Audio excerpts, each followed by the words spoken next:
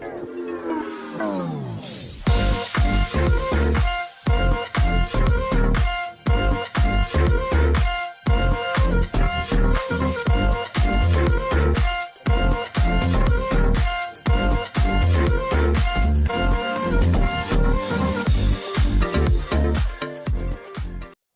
semua, salam sejahtera Malaysia. Selamat datang ke channel Fels Lifestyle.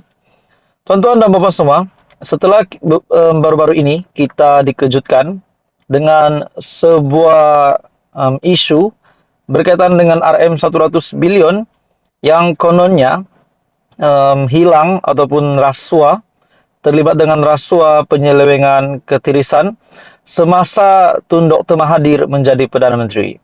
Anda boleh lihat di laman Twitter Buletin RMS, ada saya nampak gambar di situ. Dan saya dapat lihat dalam satu petikan bahwa RM100 bilion hilang ataupun disebabkan rasuah ketirisan lesap semasa pentadbiran Tun Dr. Mahathir. Nah, berkaitan dengan isytihar harta. Sebelum ini, Tun Dr. Mahathir ada membuat pengakuan berkaitan dengan isytihar harta setelah Datuk Seri Anwar Ibrahim meminta beliau untuk melakukan demikian. Nah, ini ada beberapa dapatan saya dari Twitter Tun Dr. Mahathir yang mengejutkan ramai berkaitan dengan isytihar harta. Datuk Seri Anwar kata, dia telah isytihar harta. Saya juga telah isytihar harta beberapa kali semasa jadi Perdana Menteri, dan ini juga pengetahuan umum. Saya juga tidak ada masalah isytihar harta kerana tidak ada apa yang saya perlu sorok. Dalam pada itu, Tun Dr. Mahathir berkata, yang jadi masalah ialah Anwar telah beberapa kali tuduh saya salah guna kedudukan semasa saya jadi Perdana Menteri untuk kayakan diri dan keluarga saya.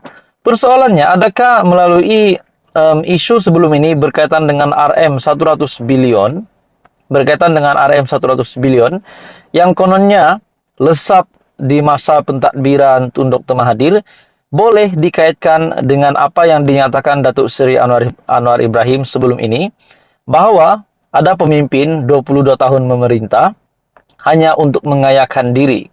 Adakah kita dapat kaitkan dengan itu? Sesuai dengan pengakuan Tun Dr. Mahathir, yang jadi masalah ialah Anwar telah beberapa kali tuduh saya salah guna kedudukan semasa saya jadi Perdana Menteri untuk kayakan diri dan keluarga saya.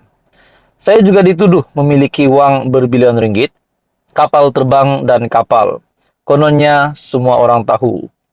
Saya kata tunjuk bukti saya salah guna kuasa untuk kayakan diri dan keluarga. Dan kalau tidak, saya akan ambil tindakan mahkamah. Persoalannya, benarkah Tun Dr. Mahathir mempunyai aset ataupun harta berbilion ringgit, termasuk kapal terbang dan kapal?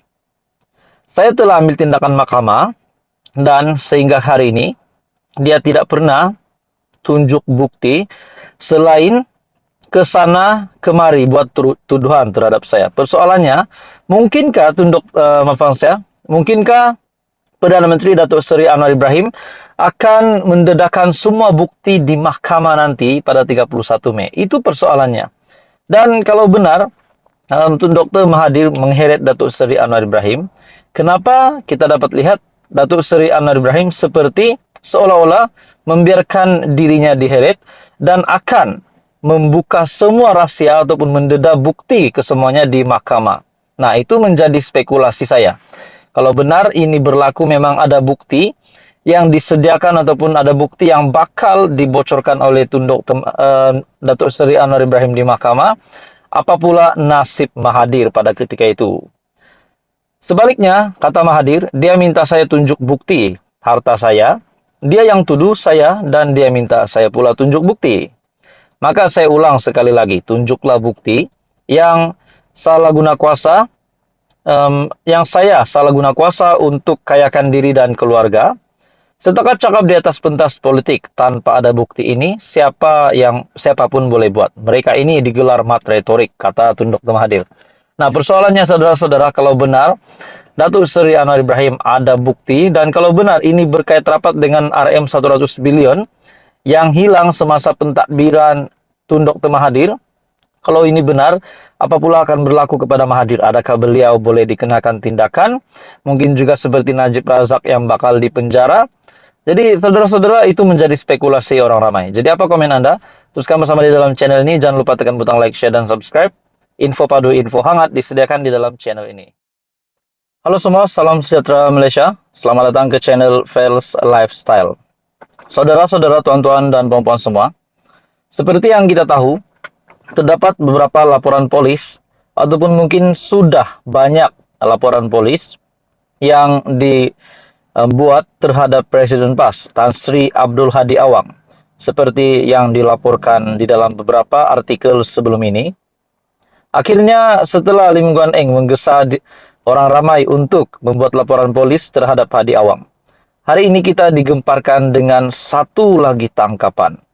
Tangkapan yang pasti menggemparkan istana negara setelah dalam satu artikel mengesahkan lelaki 3 kali dipenjara kerana hina agong didakwa lagi. Nah, ini menjadi satu tangkapan yang pasti mengejutkan ramai rakyat Malaysia disebabkan ini berkaitan dengan penderhakaan dan kerana menghina agong, akhirnya lelaki yang 3 kali ditangkap ini sekali lagi didakwa. Ini menjadi pengajaran kepada ramai orang di Malaysia, kepada ramai rakyat Malaysia, dan bagi saya ini juga bakal menjadi amaran kepada mungkin kepada pemimpin-pemimpin politik yang kita dapat lihat mungkin mempunyai satu pandangan yang berpendapat bahwa berkaitan dengan menggulingkan kerajaan, berkaitan dengan penderhakaan agong. Nah, di dalam tangkapan ini, bagi saya ini satu tangkapan yang mengejutkan. Seorang lelaki yang 3 kali dipenjarakan atas kesalahan menghina yang di-Pertuan Agong di laman sosial. Hari ini, sekali lagi didakwa atas pertuduhan sama di Mahkamah Session.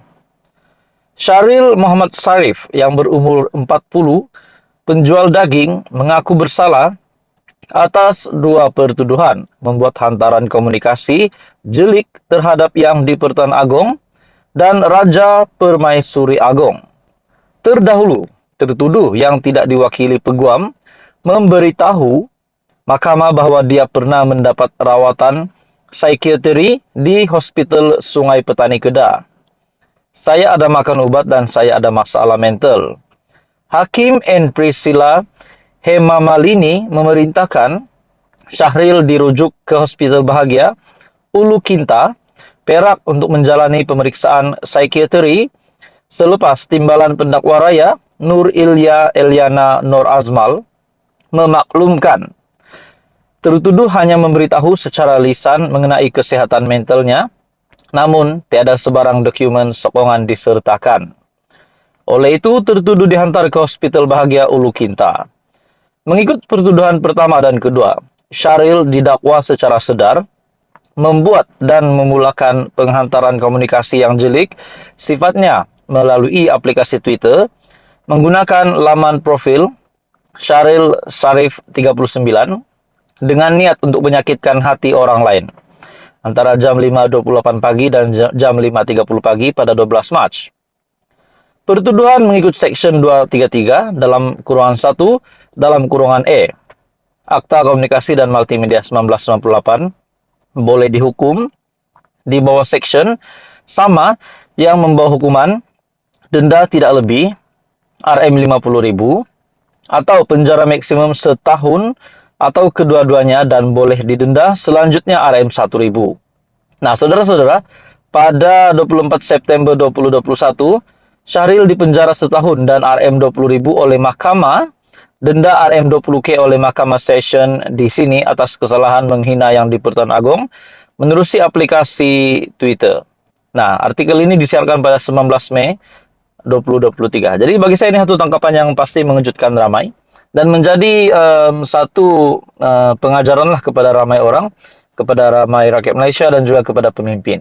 Jadi apa komen Anda? Teruskan bersama di dalam channel ini untuk info yang seterusnya. Jangan lupa tekan butang like, share, dan subscribe.